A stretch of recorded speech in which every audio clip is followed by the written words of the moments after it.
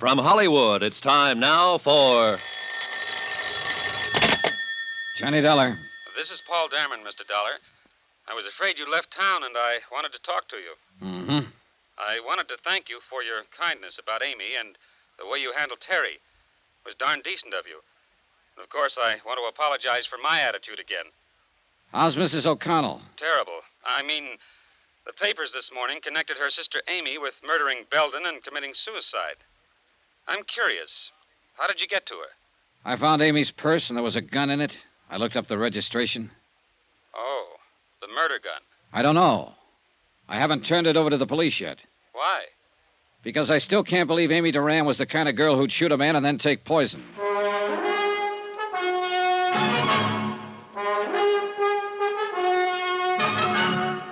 Tonight, and every weekday night, Bob Bailey in the transcribed adventures of the man with the action-packed expense account, America's fabulous freelance insurance investigator. Yours truly, Johnny Dollar.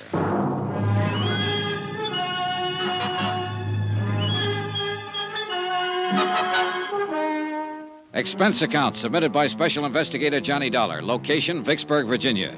To Special Investigator Johnny Dollar for personal reasons in connection with the Plantagent matter. Expense account item 11, $15, legal fees for services rendered by lawyer Sam Oldfield. Now, sign here, Dollar. And here, sir. Okay, I guess that's it. What now, Mr. Oldfield?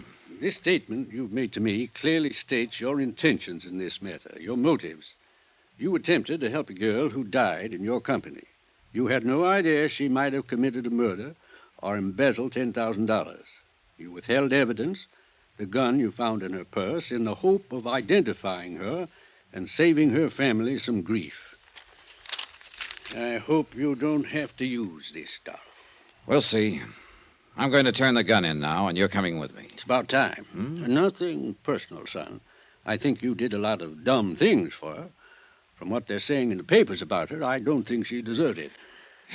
But then we all make wrong guesses sometimes, I suppose. Let's get this over with.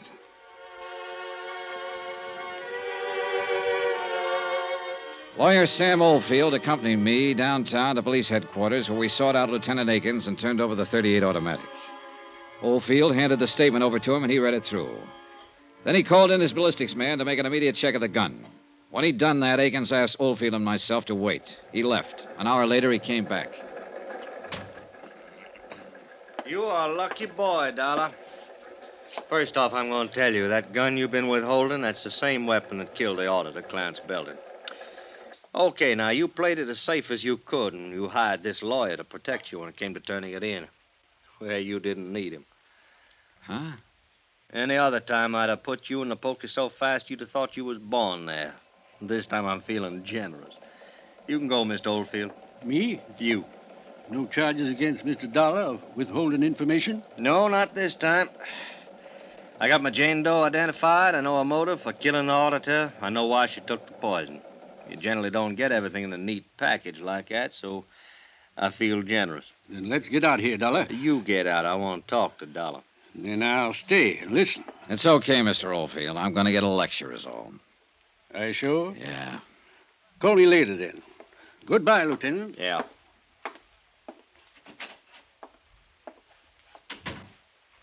One thing more, Dollar. We found an empty bottle of paramythol in Amy Duran's medicine cabinet, and that cinches that suicide part, in case you had any doubts. It's a closed case. Uh-huh. But you didn't help me close it, Dollar, and you could have. You worked with the police for years. You were an officer yourself once. What makes you think you can come down here and run around doing all these things you've done and get away with them? Why didn't you turn that gun in with the purse as soon as you found it? All right, I'll tell you, because I... Oh, it doesn't make any difference now, Lieutenant. You got your case. And you're lucky, darn lucky boy I don't have you, too. Because you know just as well as I do that... Oh. Lieutenant Akins. Okay, right away. Dollar, I got business to take care of. Next time you're in my town, you take it easy. I will. But I don't think I'll ever come to your town again. On general principles. Well, I guess I know how you felt about that girl. I'm not going to make any fuss about what you did. But I don't think I'd let it pass a second time. She sure didn't look the part, did she? No, she didn't. Yeah, happens that way sometimes. What you told me about that kid sister of hers trying suicide and so forth after she lost her husband. Well, Amy Duran had a good motive for stealing that money. If motive can ever be good. Dollar, Lieutenant? Huh? I was just on my way to see you, Lieutenant. I'll be back in my office in a couple of minutes. You can go on in and wait, Mr. Dameron. I'm glad I saw you, Mr. Dollar. I think there's something I should explain to you. You'd be interested in this, too, Lieutenant. Mr. Dollar saw me arguing with Amy Duran in a parking lot at the Plantagent Hotel last night. She just told me about the shortage in accounts. She hadn't told me about killing the auditor. I want you to know that I was racking my brain trying to find a way to get hold of some money to make up the shortage. I was always very fond of Amy. I wonder, Mr. Dollar, if I could give you a check. Huh? Something for your kindness. Nothing, thanks. Well, I'd like to. You did something very decent. No. Oh. Well, I suppose you'll be leaving soon. Goodbye, and thanks again. I'll be in your office, Lieutenant. Right. Got to him, too, if it's any comfort. What was that business in the parking lot? Oh, well, I hit him. He was arguing with her, that's all. No. You weren't the only one trying to help her, Dollar. Him. And then there was somebody else. Huh? A bank.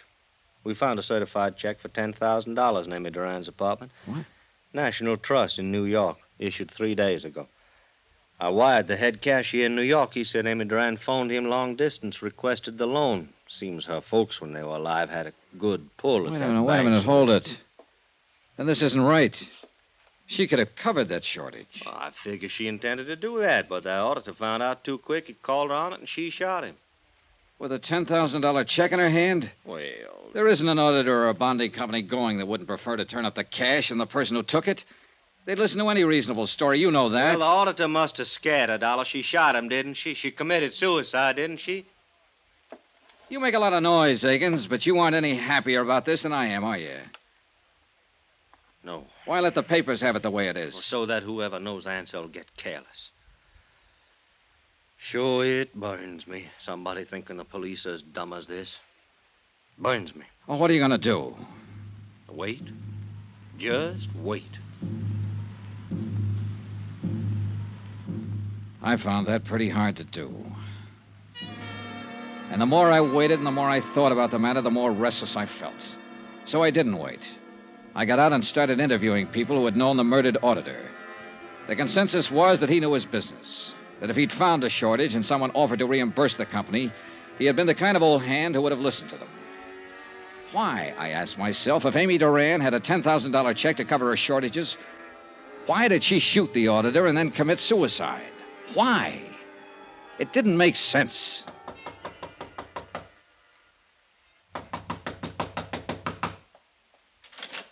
Oh, Dollar. Hello, Dameron. Come in, Dollar. I'm glad you dropped by. I thought you'd left town, gone back to Hartford. Well, I've stayed over so long waiting for all this to get cleared up, I thought I might as well stick around a while longer. Sure. Can I get you a drink? No, thanks. It is finished, isn't it? Not yet. I don't understand. I talked with Lieutenant Akins today after I saw you with him. He said it was all over as far as he was concerned. You're talking to me now, Dameron. I'm the guy who went out on the limb. And I appreciate that a great deal. A question I want to ask you. You knew Amy Duran, worked with her at Richmond Limited. You're engaged to marry her sister. Did you know Amy had a $10,000 check in her hand the day she died? Really? That was enough money to cover the shortages in her accounts. Well, I'll be darned. Why do you suppose she shot him? Did what she did then? I've been thinking about that, Dameron. There's only one reason I can think of.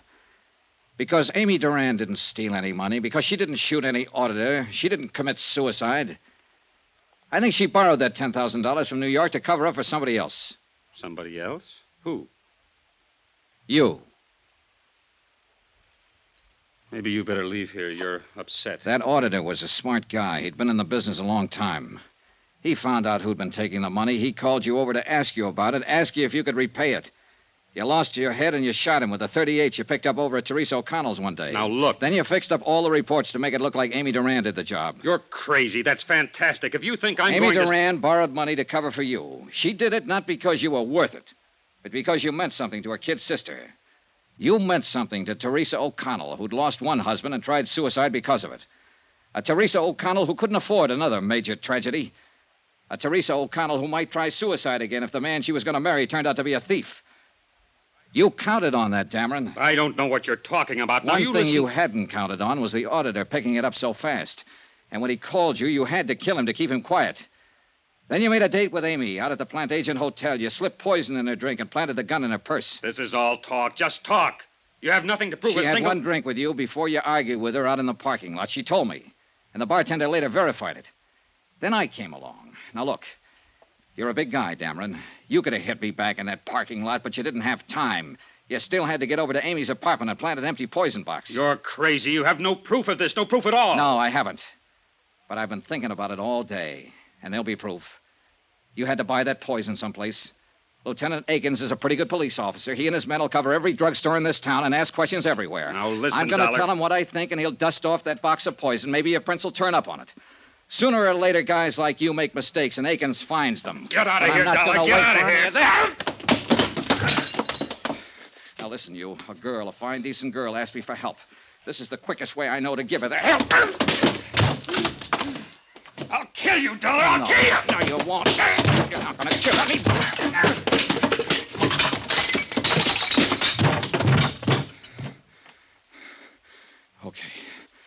Okay, come on, get up. Get up. I've had enough. I want you to tell it now, right now. Over there. Pick it up. Go on, pick it up. Okay, here. And you know who to call.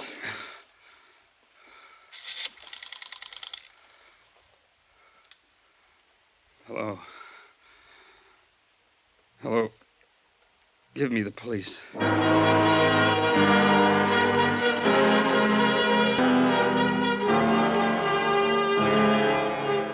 Expense account item 12, $55, room and board. Item 13, $55 airfare and miscellaneous getting me back to Hartford. Total expense account, $702.13. Yours truly, Johnny Dollar.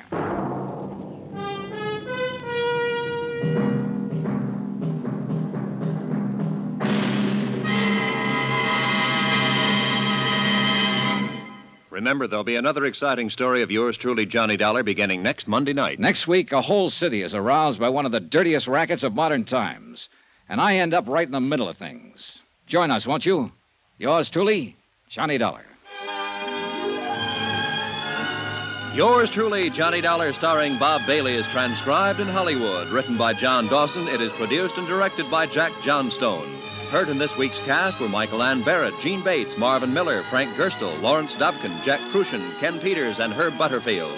Musical supervision by Amerigo Marino. Be sure to join us on Monday night, same time and station, for another exciting story of yours truly, Johnny Dollar. Roy Rowan speaking.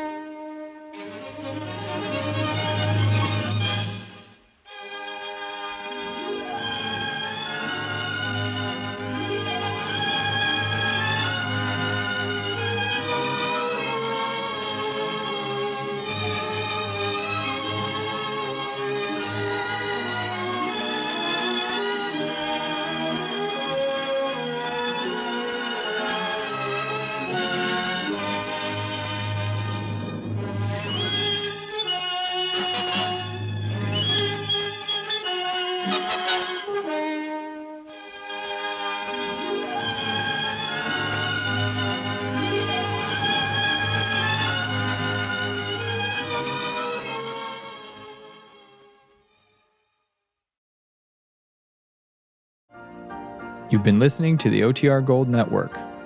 Find more classic radio at otrgold.com.